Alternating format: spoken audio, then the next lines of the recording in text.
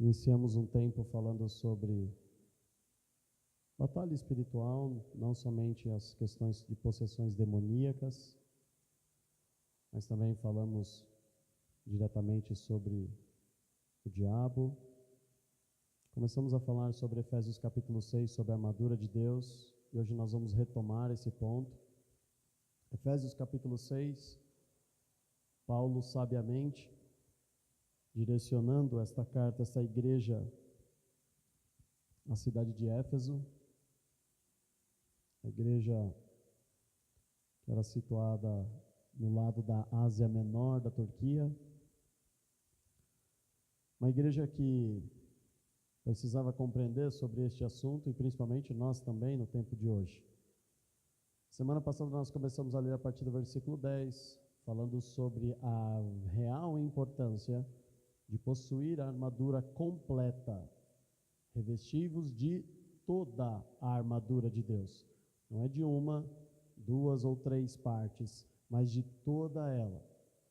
Iniciamos falando sobre a verdade, que é o primeiro elemento dessa armadura, é o cinto da verdade que dá ajuste, que não permite brechas a ninguém, porque é exatamente isso que a mentira causa.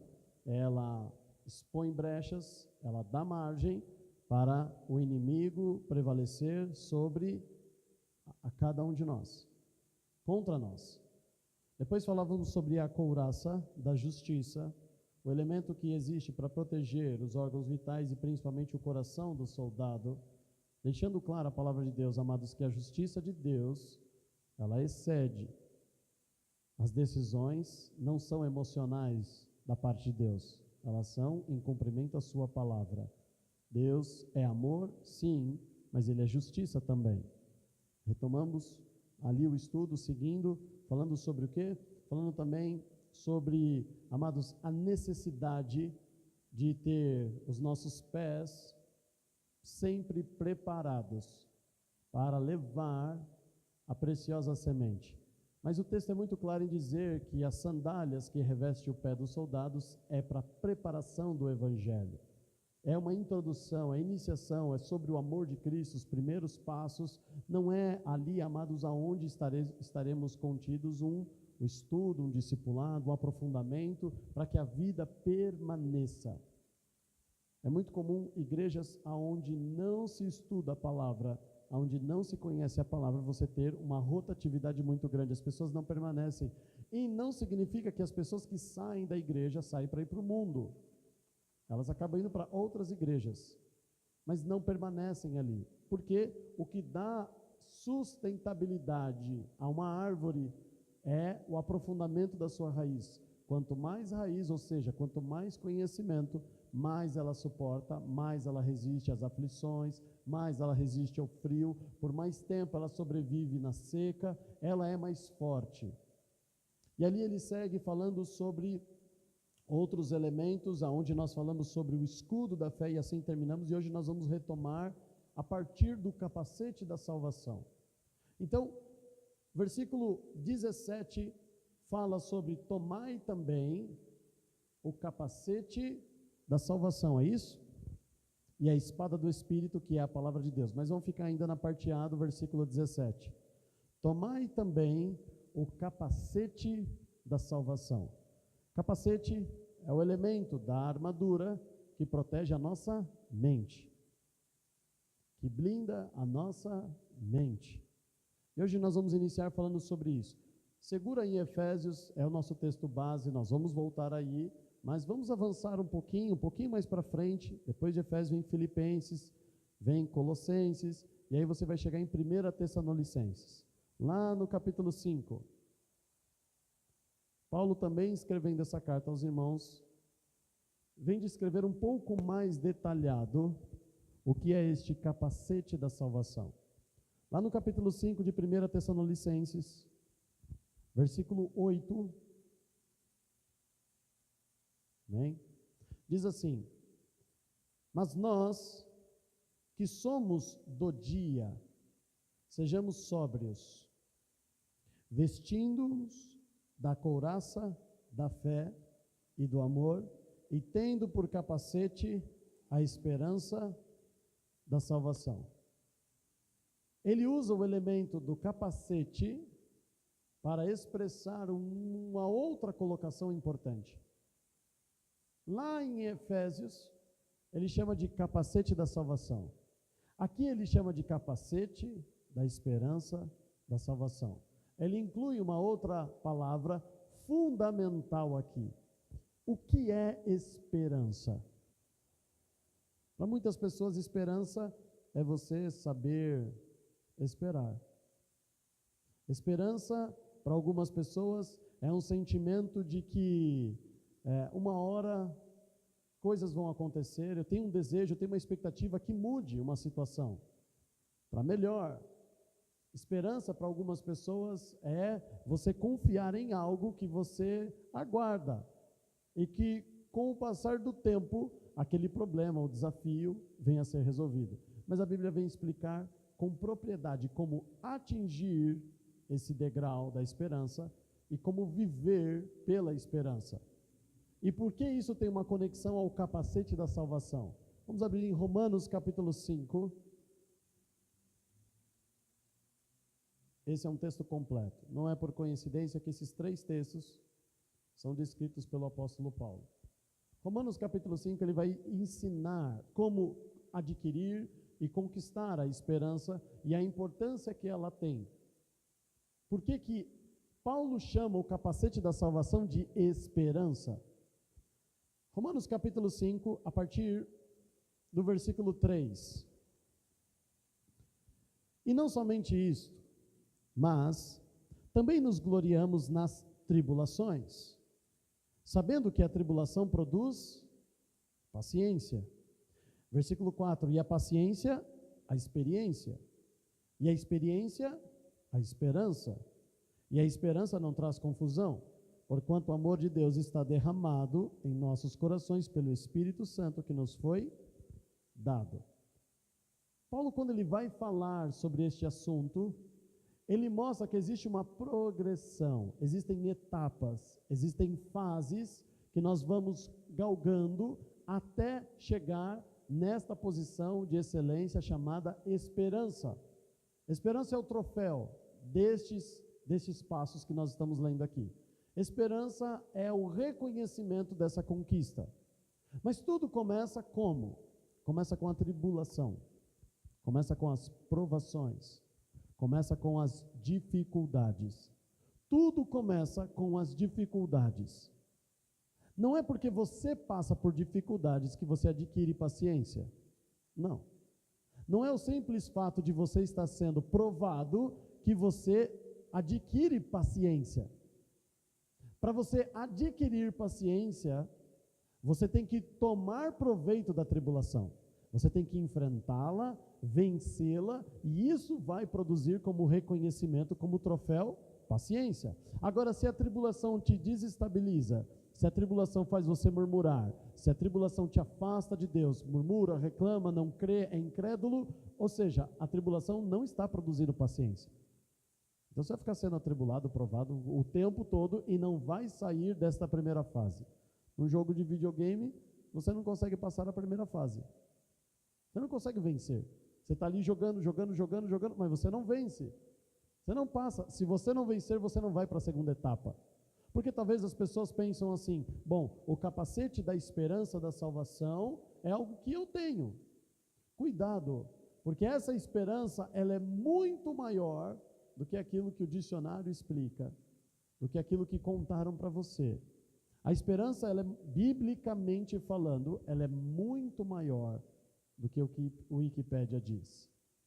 Ele diz que para você ter esperança, você tem que enfrentar tribulações, vencê-las. E o reconhecimento da vitória sobre as tribulações é você começar a adquirir paciência. A paciência não permite que você perca o controle. A paciência, se existe paciência, não existe desestabilização. Você não fica desesperado. Você não xinga. Vai te dando exatamente calos, experiências, porque é isso que vai produzir experiência. É a paciência. É você enfrenta a tribulação, prevalece sobre ela. Como? Não murmura, faz aquilo que a Bíblia diz, confia no Senhor, descansa, entrega a sua ansiedade a Ele. Quando você vence a tribulação, você começa a produzir paciência. A paciência também produz um fruto, experiência. E a experiência vai produzir o último fruto, que é a esperança. O que é experiência? Experiência é conhecimento de causa. Experiência é saber lidar com as situações. Se você é experiente é porque você já viveu. Você tem muitas histórias, você tira do seu arquivo, da sua gaveta, muitos exemplos. Eu já passei por isso, eu posso te aconselhar.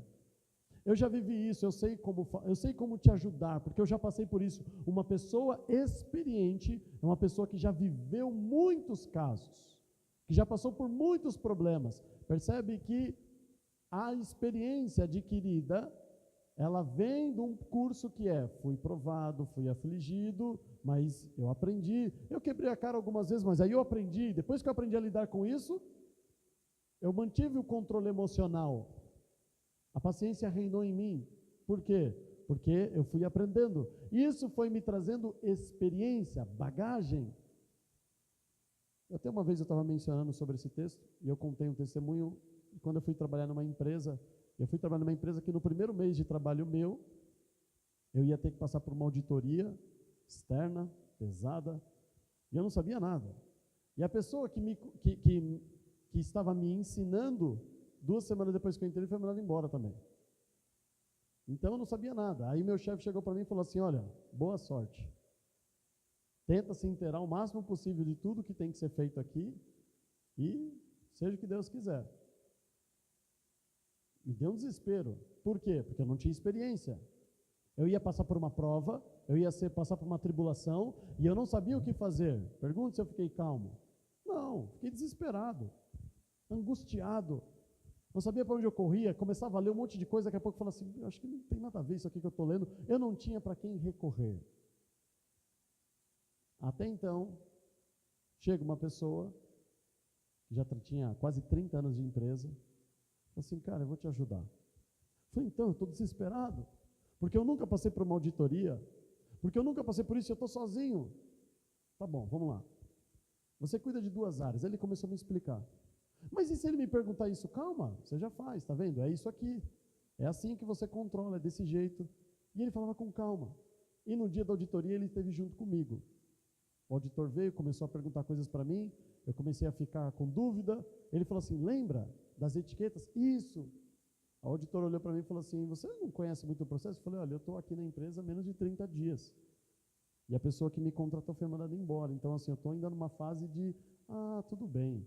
Aí o outro rapaz que estava me acompanhando, me ajudando, ele ria. Uma calma, uma tranquilidade. E por muitos anos esse homem foi o meu porto seguro, para várias questões. Eu estava deparando com uma situação, eu corria até ele, batia na porta dele, ele abria, eu falei, fala, Diogo. Cara, eu estou preocupado. E olha o que está acontecendo isso. E ele sempre com calma, paciente, porque tinha muita experiência. Não. Você não precisa fazer nada. Mas eles não estão deixando, não importa. Sabe o que vai acontecer? Eles não estão deixando você fazer o ajuste. Então deixa. Eles precisam da sua etiqueta e do seu visto. Você não está fazendo. Sabe o que vai acontecer? Na próxima auditoria interna, eu sou auditor, ele falando, pode deixar que eu vou ver isso. E eu vou cair matando em cima deles. Aí sabe o que eles vão fazer? Eles vão correr para você. Aí você vai falar assim, posso fazer, mas eu posso fazer quando? E eu desesperado, angustiado.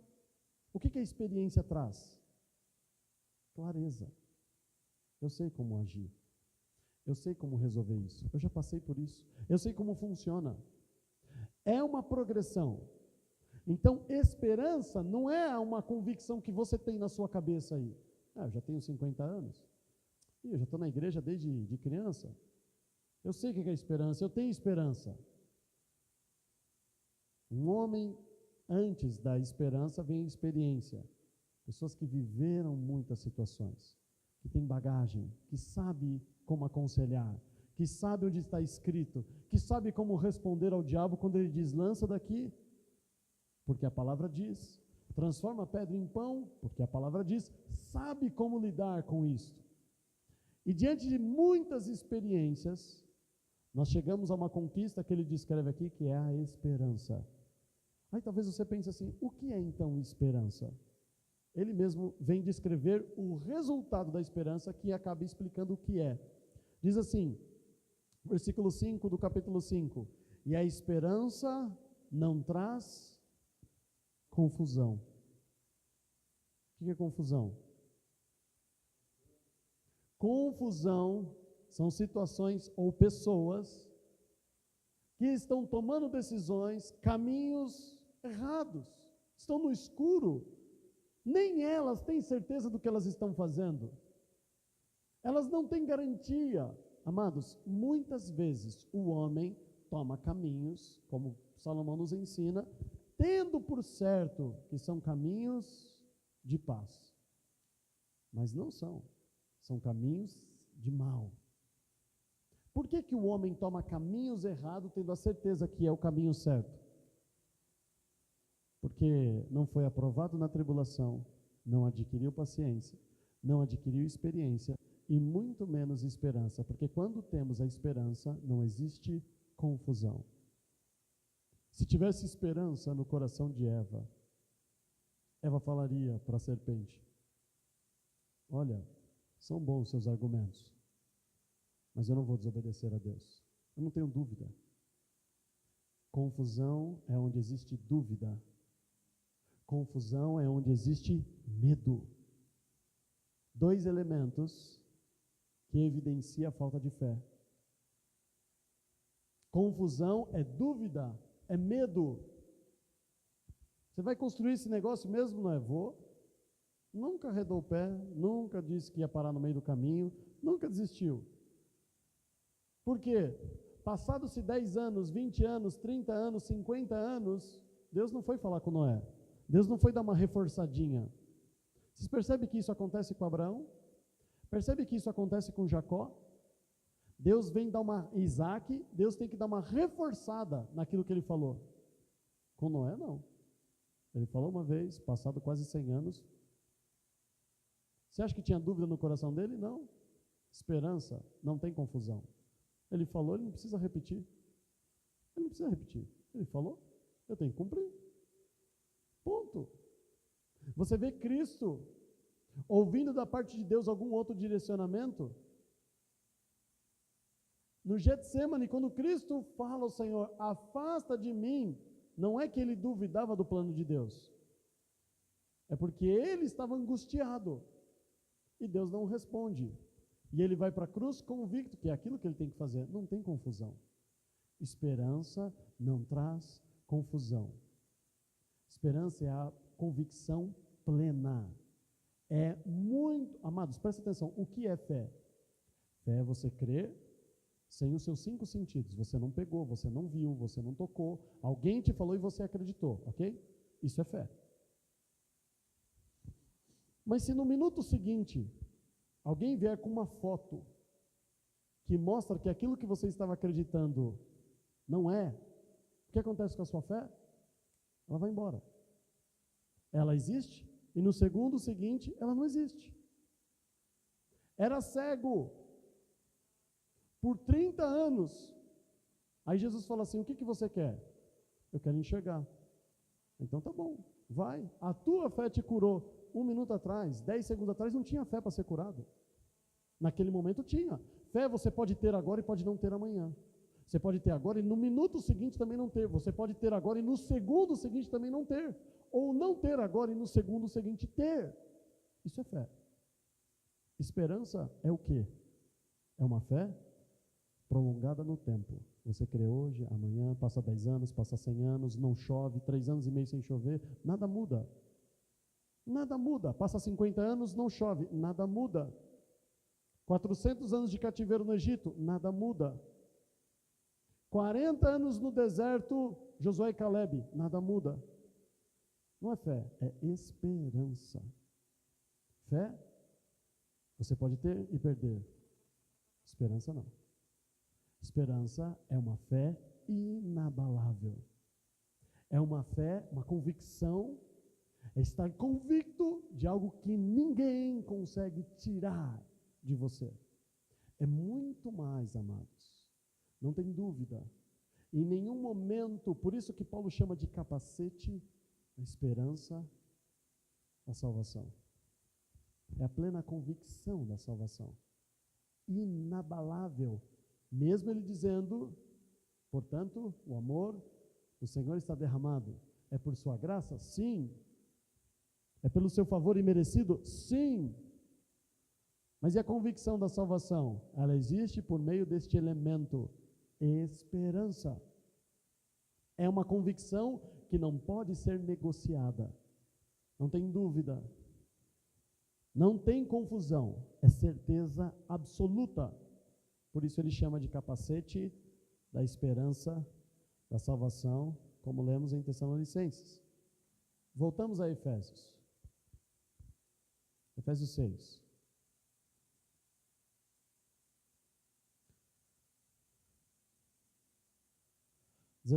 Ele fala, tomai também o capacete da salvação e a espada do Espírito, letra maiúscula, Espírito Santo, que é a palavra de Deus. Vocês vão ver muitas vezes na Bíblia a palavra de Deus e o Espírito Santo estarem juntos. Vós, quando Jesus fala, não conheceis as Escrituras e nem o poder de Deus. E quando ele fala poder, ele se remete ao Espírito Santo, a virtude que há nele. O poder de Deus nesta terra chama-se Espírito Santo, ele é o canal. Agora é interessante, porque ele diz que o único elemento de uma armadura, a armadura ela serve para te proteger. A armadura serve para te blindar dos ataques. A armadura não é um elemento de ataque. A armadura não é uma ferramenta em que você machuca o oponente. Ela só existe para te proteger. Só isso. Quando ele fala da espada, a espada não é uma armadura. A espada é uma arma. Não de defesa, mas de ataque. Pode fazer parte da armadura? Sim, não é errado dizer que a espada faz parte da armadura. Mas tudo que nós lemos até agora existe para proteger o corpo. Existe para me proteger, existe para te proteger. A espada não é um elemento que te protege, que previne e preserva o teu corpo.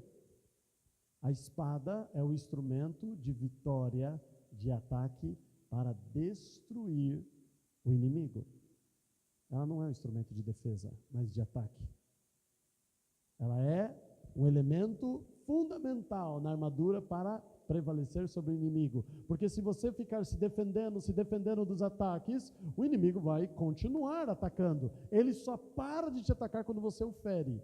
E como é que você fere? Com o capacete? Com o cinto? Com a espada? Vai um pouquinho mais à frente, vamos na segunda carta que Paulo escreve ao irmão Timóteo. 2 Timóteo, lá no capítulo 3.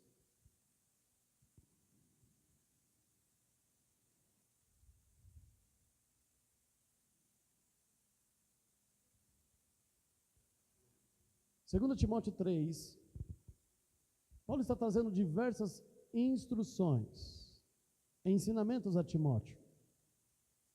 E ele mostra que a Bíblia, que a palavra de Deus, ela é uma arma, mas não é a arma que nós entendemos. O que é uma espada? Que você finca no inimigo, na barriga dele, corta a cabeça dele, despedaça ele. Ela é a espada, mas ela não é utilizada desta maneira que está enraizada na nossa cabeça. Olha o que a palavra de Deus faz. 2 Timóteo, capítulo 3, a partir do versículo 16. Versículo 16 e versículo 17. Toda a Escritura, percebe que a Escritura está em letra maiúscula? Todos os 66 livros da Bíblia, todos os 66 livros da Bíblia, divinamente inspirado, não foi inspirado por droga, foi inspirado pelo próprio Espírito Santo de Deus, é proveitosa para o quê? Ensinar, primeiro. Segundo, redarguir. Terceiro, corrigir. Quarto, para instruir em justiça. São 4 pontos objetivos e claros que ele vai repetir também no capítulo 4, no versículo 1 e no versículo 2. A palavra de Deus existe para o quê? Qual é o efeito dela? qual é qual é o efeito do uso da espada? O efeito do uso da espada é o quê? É ensinar. Me tirar da ignorância. Conhecimento da verdade é um dos elementos da armadura, concorda? Conhecimento da verdade. Conhecimento da verdade. Ela me ensina. É a lâmpada para os meus pés. Ela que me ensina o que eu tenho que fazer. Essa espada, ela é fundamental para isso. Ela é um instrumento de ataque? Sim, mas ela me ensina como combater. Nós temos que ser como um obreiro aprovado, que não tem do que se envergonhar e que maneja bem a palavra do Senhor. O que é manejar bem a palavra do Senhor? É achar os textos com rapidez? Não. É fazer o que Cristo fez com o diabo, sendo tentado por 40 dias. É manejar, e aquilo é manejar muito bem a Bíblia. Aquilo é manejar muito bem a palavra de Deus. Também está escrito. Também está escrito. Também está escrito. Isso é manejar. É saber o que está fora de contexto. É saber aonde tem engano, e está sendo extraído da Bíblia com engano, com perversidade. É saber manejar, é realmente entender. Quando nós aprendemos a palavra, nós temos que aprender para contextualizar tudo. Saber o que ela diz, saber o que ela ensina, saber como fazer.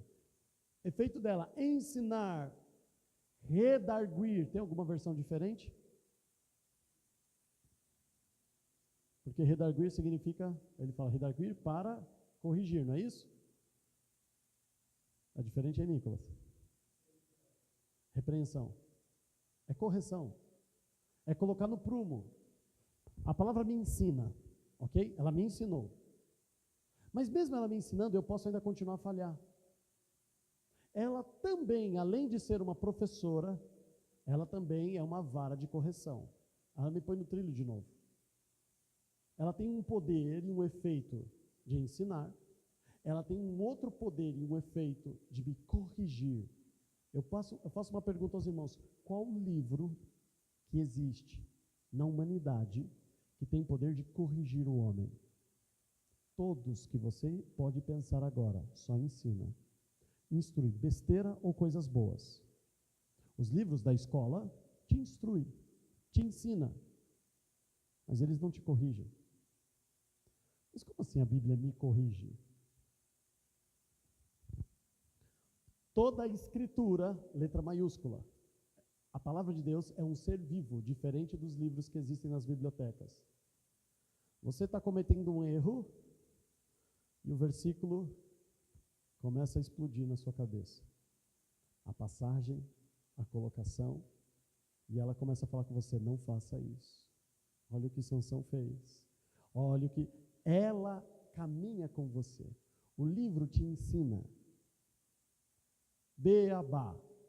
A Bíblia te ensina, mas ela também acompanha a sua vida no dia a dia, e quando você começa a sair do prumo, ela começa a te corrigir. Ela começa a chamar a sua atenção. Ela começa a falar assim, Diogo, não faça isso, volta para o trilho. Qual livro na humanidade? Qual livro já escrito até hoje que tem esse poder? Nenhum. Os livros, no máximo, ensinam, recomendam. Eles não me acompanham e me corrigem no dia a dia. Eles não ficam batendo na minha cabeça, você fez errado, você agiu errado com a sua esposa. Você não deveria ter falado assim com esse homem.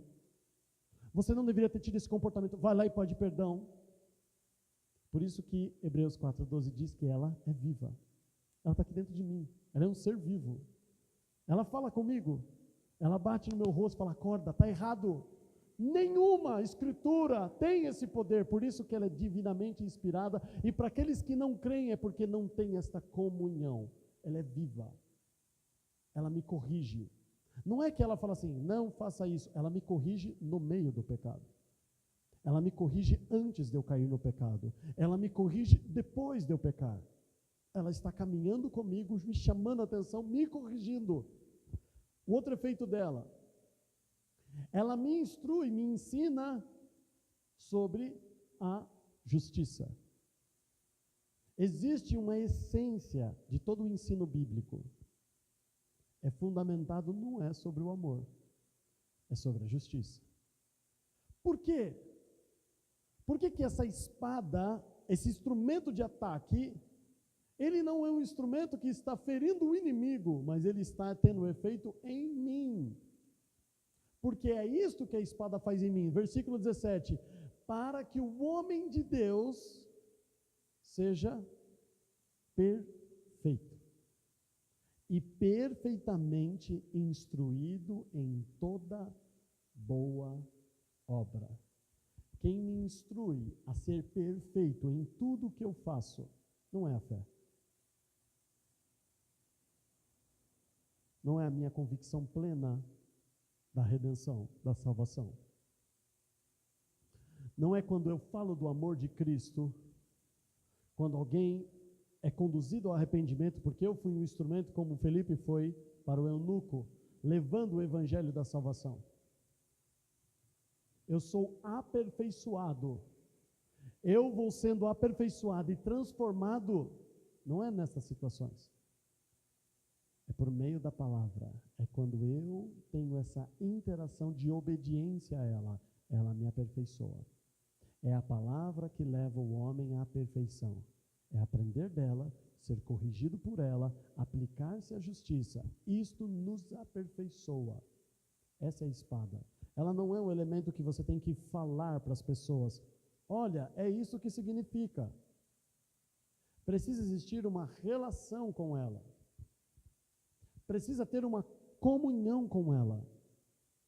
Lembra que a fé vem pelo ouvir, como o pastor Paulo falou aqui no domingo, e o ouvir pela palavra. Não é porque eu estou lendo aqui você está escutando, porque não é surdo. É quando ela fala com você. Quando você está lendo na sua casa e de repente ela começa a falar com você. É aí que você começa a enxergar ela diferente. É aí que a tua fé com relação a Deus muda. Não é escutar por simplesmente não ser surdo. É quando a palavra fala com você. Quando você está lá no mercado e ela fala com você. Ela te chama atenção. Ela te corrige. Aí você começa então a entender que esta palavra agora está com você. Junto de ti, no teu coração. Não é isso que a Bíblia diz? Porque a palavra de Deus tem que estar aonde? Junto de mim, no meu coração, não numa Bíblia debaixo do braço. Ela tem que estar vivendo dentro de mim.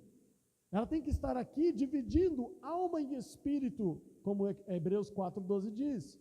Ela tem um poder que nenhuma outra palavra tem. Entenda que essa espada, ela vai prevalecer sobre o inimigo, não matando as pessoas. Cristo é a palavra. E como que ele venceu? Indo até a cruz, sendo esbofeteado, sendo espancado, morto. Foi assim que ele venceu. Foi assim que ele adquiriu autoridade. É uma espada de ataque? Sim, é uma espada de ataque, mas não para você ofender as pessoas. Como a gente escuta em algumas praças e até na internet, pregações que existem para ofender. Uma vez eu ouvi isso de um pastor, muito amigo meu, e nós tivemos uma conversa muito gostosa sobre isso. Ele falou assim, se a Bíblia, se a palavra de Deus não ofender alguém, se não ofender as pessoas, não é a palavra de Deus. Eu falei assim, não. A Bíblia não ofende. Porque ofensa é desrespeito. Ela não me desrespeita. Ela me confronta. Ela me põe na parede. Ela fala assim, você é idólatra. O Deus a qual você serve nunca fez nada por você. Eu fiz. Ela me confronta, mas ela não ofende. Ela não ofende. Ela confronta. Ela coloca nós contra a parede, ela nos desperta, ela chama atenção, mas ela não humilha ninguém. Eu me humilho por vontade própria. Ela não me humilha. Ela não me ofende. Capacete da salvação e a espada do Espírito. Esse elemento é tão importante quanto todos os outros que nós lemos aqui em Efésios. Mas não para aí. Capítulo 6, vamos voltar lá de Efésios? Vamos lá. Timóteo 3. Isso. Sim, vai até o 4. 14 e 15. Tu, porém, permanece naquilo que aprendestes. O que a palavra de Deus faz? Ela ensina. Ele está falando, permanece naquilo que você aprendeu. De que foste inteirado, sabendo de que quem o tens aprendido, e que desde a tua meninice sabes as sagradas letras que podem fazer-te sábio para a salvação, pela fé que há em Cristo Jesus. É permanecer naquilo que você aprendeu. Em especial Timóteo, que desde criança foi instruído na sã doutrina. Foi instruído por seus familiares a seguir, a permanecer nela. Vamos voltar lá em Efésios 6. Falamos sobre todos os elementos da armadura? Sim. Falamos sobre o cinto, falamos sobre a couraça, falamos sobre a proteção dos pés, falamos sobre o capacete, falamos sobre a espada? Sim, esta é a armadura de Deus, mas não para aí.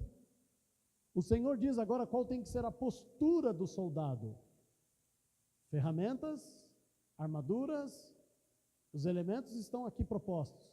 Mas do que adianta eu ter tudo isso sem o meu comportamento, se o meu comportamento não condiz com a minha posição? 18. Orando em todo o tempo, com toda oração e súplica no Espírito Santo, e vigiando nisto, com toda perseverança e súplica por todos os santos.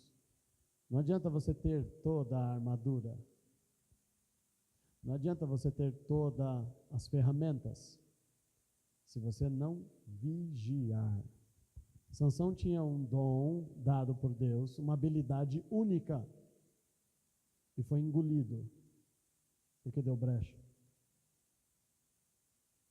Davi era um homem segundo o coração de Deus, e foi engolido pelo pecado, porque deu brecha.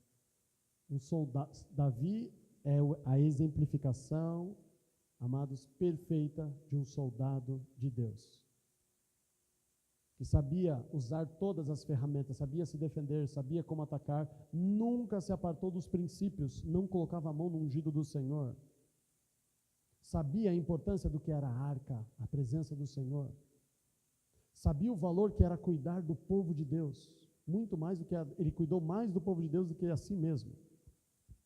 Um verdadeiro soldado, mas que esqueceu do versículo 18. Tinha tudo. Armadura completa. Uma fé inabalável em Deus. Uma confiança no Senhor ao ponto de olhar um gigante e rir. E desafiar a todos, inclusive Saul. Eu vou. Não tem problema não. Fé inabalável. Aonde colocava a planta dos pés fazia diferença. Mas não orava. Não vigiava. Percebe? Presta atenção aqui. Os mais antigos. Percebe como muitos pastores, líderes, que nós admirávamos, eram inspiração para nós, caíram. Tinham todas as armaduras. Tinham todos os elementos. Conheciam e conhecem a palavra como poucos.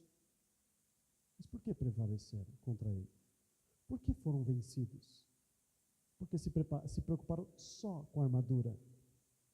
Você pode dormir com a armadura, abraçado com a espada, mas mais vale mais, amados, um cão vivo que um leão morto.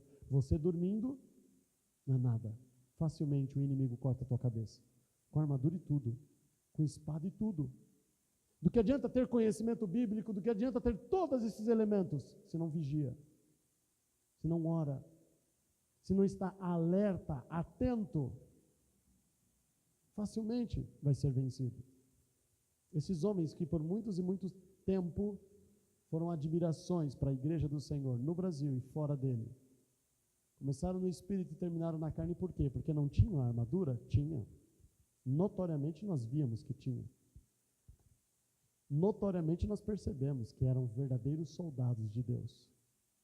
Mas não significa que isto é tudo. O Senhor também ensina nesse texto a postura do soldado. Estar atento, sempre alerta o tempo todo, vigiando, orando, pedindo perdão ao Senhor, santificando-se. Mas já estou limpo, santifique-se mais ainda.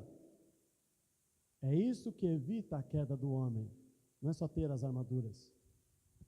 Ter todos os elementos dessa armadura. Ter a espada, ter o capacete, ter os pés protegidos, ter a couraça da justiça protegendo o seu coração, ter a verdade ajustando e não permitindo brechas. Se eu não oro, se eu não vigio, se eu dou lugar ao diabo, não deis lugar ao diabo, ocasião.